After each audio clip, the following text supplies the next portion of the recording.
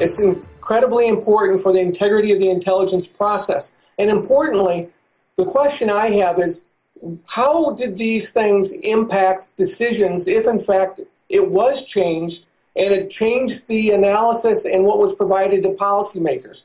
What was the impact on Pacific operations or policies if they weren't getting what was accurate information?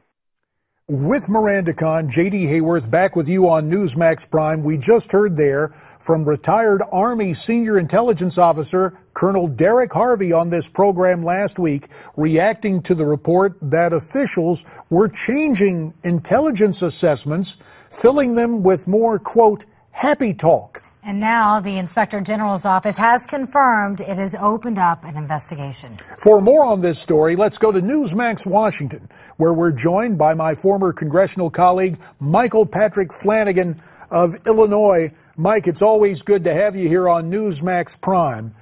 You have some serious concerns. What are you hearing up there? What's going on at CENTCOM and why? What's frightening about this is not that the White House is giving a spin to intelligence reports.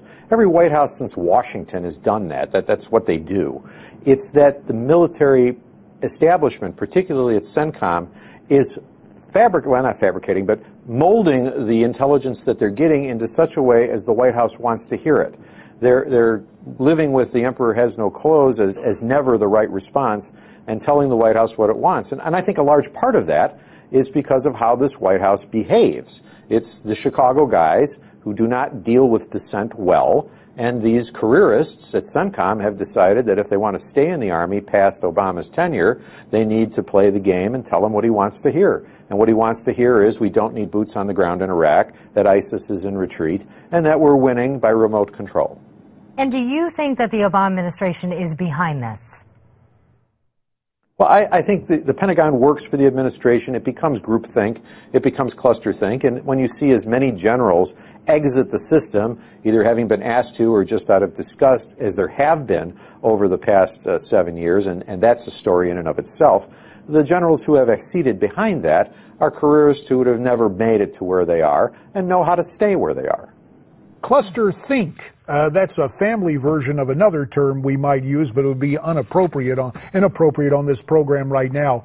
But all kidding aside, how do you assess the General Officer Corps right now? Do we basically have bureaucrats with a star on their shoulder, more interested in careerism than candid intelligence assessments? I think that's true, and I think this is a rare thing in America, particularly in the era since the Second World War, where we have an enormous standing army. You want to see something analogous to this, you look at the French generals in the First World War, which were so political and so old and so involved in their careers, it led Clemenceau to observe that war is too heavy a business to leave it to the generals. There was no trust in the military at all to behave as a military, but as an extension of the political arm. Michael, this seems very dangerous to our country. It is dangerous, and it's frightening. And you like to think, well, when this administration is gone and the high penalties for dissent leave with it, that it'll snap back and be well. But we've purged the officer corps of healthy dissent to keep a White House well informed. What's interesting about these reports is that they're not published. They don't go anywhere except to the White House. And they didn't want to send a report to the White House that the White House didn't want to read. That's the astounding part. It's not like they were talking to a newspaper or somebody and spun it so the White House would be happy. These are all classified reports going to only eyes at the White House. And they still had to fix them up so there would not be punishment from the White House. What is going on at the White House? Not only assessment of intelligence that is shocking, but invitations.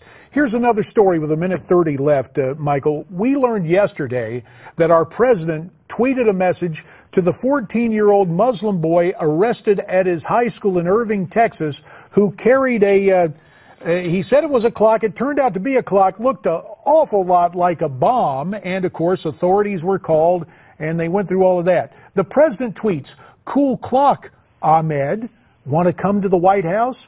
We're glad you're interested in science." That's a paraphrase of the tweet that appeared on the screen.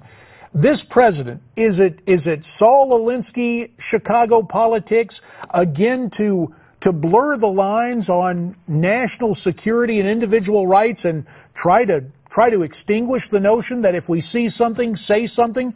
30 seconds to assess that, Michael. If Ahmed had brought the clock to the White House, he would have been ripped from his hands, and poor Ahmed would have had to go explain it to somebody. So, you know, the whole thing is to fan the flames of division and, frankly, of racism. I mean, we've had this talk on the show before.